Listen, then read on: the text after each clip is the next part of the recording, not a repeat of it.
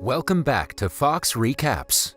Today, I'm going to explain the movie Mother, released in the year 2020. The movie revolves around a little boy named Shuhei, who lives with his irresponsible single mother. Akiko got his sole custody after she split from his dad. Shuhei's father never visits him, but he sends Akiko 50,000 yen as child support every month. Akiko doesn't work, and she wastes the money Shuhei's father sends her on unimportant things. When she runs out of money, she begs her family for help. Akiko has done this one too many times, and her family is fed up with her. One day, they put their foot down and refuse to give her a penny more. This enrages Akiko, and she accuses her mother of always favoring her younger sister, Kaide. She always blames her mother for not sending her to college, accusing Kaide of using all her money.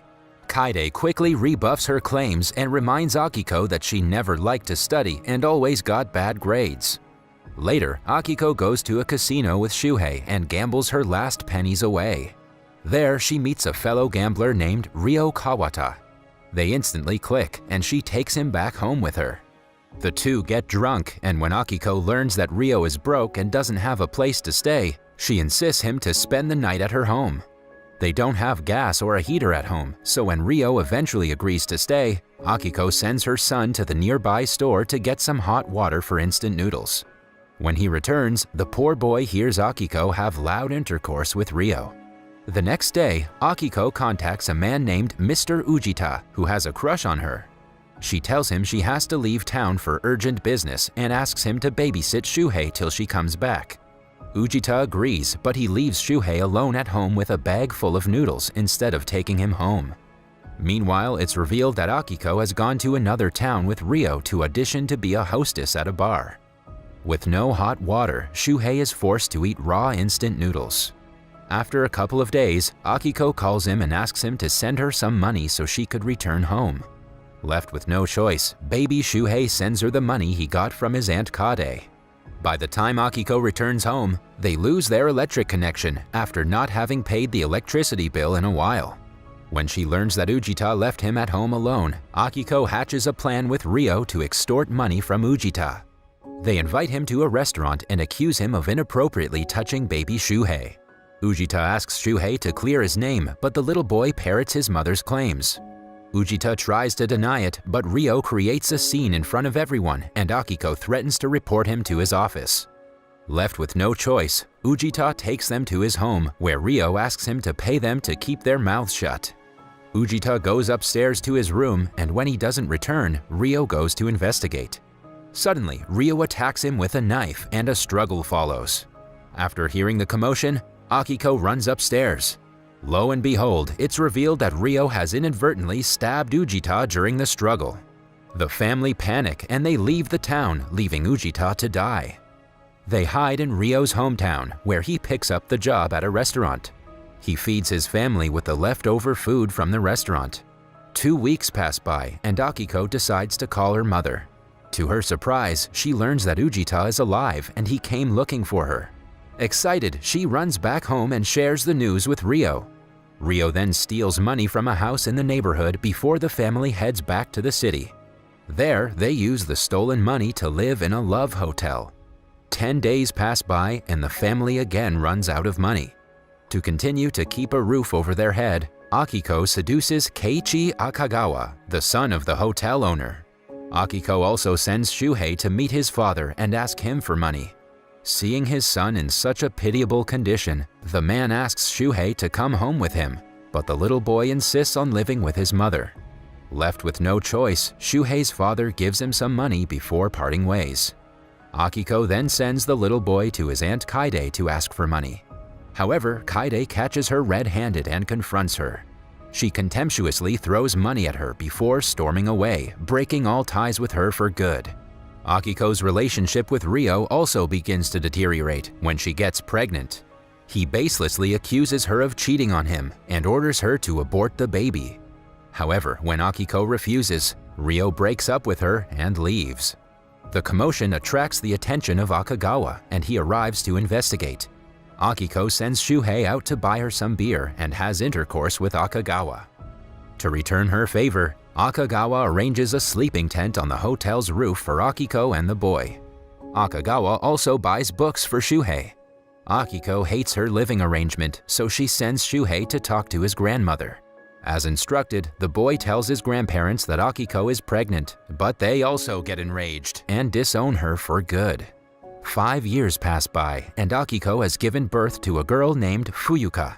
Akiko now lives with Shuhei and Fuyuka under a flyover bridge. One day, a social worker named Aya notices them and interviews Akiko. When Aya asks her why she stopped taking the welfare benefits, Akiko loses her temper and says she will do as she pleases. However, the social worker reminds her that if she continues like this, she could end up losing the custody of her children. Left with no choice, she's forced to take help from the social workers, and they put her family in public housing. They also enroll both the children in government schools. One day, Ryo shows up at the door. He reveals that he's been looking for them for years, and he's very happy to see his daughter all grown up. However, Akiko isn't happy to see him, and she tries to get rid of him, but he refuses to leave. Akiko eventually accepts him, but he doesn't take long to act up again. One day, he beats her for flirting with another man for money. Seeing them witness violence, the social worker takes the children away to a restaurant, where she tells them about her own rough childhood. She reveals that she grew up in an orphanage and was abused as a child. She also tells them that they have the choice of living away from their mother. Soon, Akiko again makes them skip school. However, Aya keeps tabs on the children and brings books for them.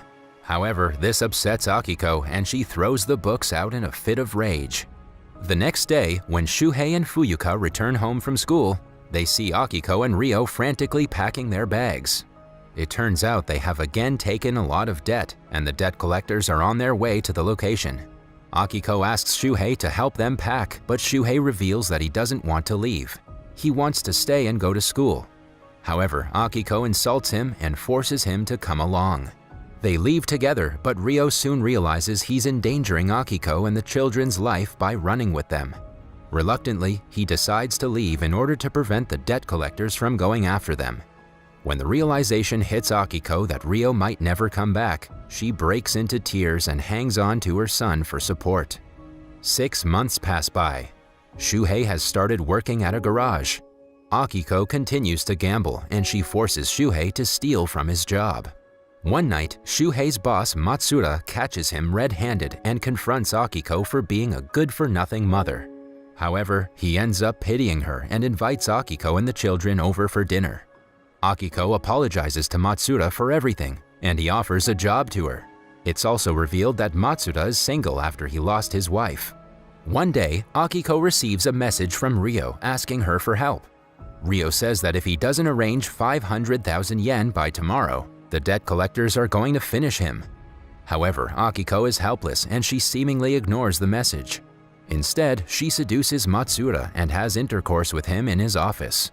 When Matsuda leaves, Akiko steals his keys to the safe and makes Shuhei steal money again to save Ryo. However, the money's not enough, so they decide to keep the money and run away again. They again run out of money and return to the streets. Akiko begins to lose her mind and starts plotting about killing her mother so she could take her money. Shuhei is naturally against it, but Akiko reminds him that his little sister could die of hunger and gets him on board with the plan. In the next scene, Akiko waits in a park with Fuyuka while Shuhei goes for the kill. Unbeknownst to Shuhei's intentions, the grandmother initially doesn't recognize an all-grown-up Shuhei. But when she does, she's excited to meet him after so many years. Shuhei sits down with his grandparents and tells him about Fuyuka. Shuhei's grandfather expresses his desire to see his granddaughter. Shuhei promises to take them to Fuyuka, but when his grandmother goes to the kitchen to fix lunch for him, he follows her and eliminates her. When his grandfather rushes to the kitchen, Shuhei eliminates him too. After taking out his grandparents, Shuhei moves into their home with his mother and half-sister. Some days later, Aya learns about the double homicide and Shuhei's arrest through the radio. After 5 months pass by, Akiko is also taken into custody and questioned by the police. They believe that Shuhei would never have murdered anyone if she hadn't encouraged him. Akiko denies doing so, but she also reminds him that he can do as he pleases. The investigators then talk to Shuhei and remind him that the time he will spend in jail depends on Akiko and his confession. However, Shuhei takes full responsibility for the double murder. Consequently, Akiko gets 3 years of probation, while Shuhei is sentenced to 12 years in prison. Neither of them appeal the rulings. One day, Aya visits Shuhei and tells him that Fuyuka has found a foster family. When Aya asks him why he took all the responsibility for the murder, Shuhei tells her that it's better in prison than outside.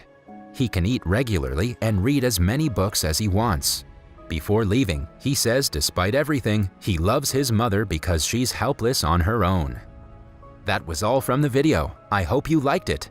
Subscribe for more content like this and hit the like button to help us out. Also, leave a comment if you want us to recap your favorite movie. Until next time, take care.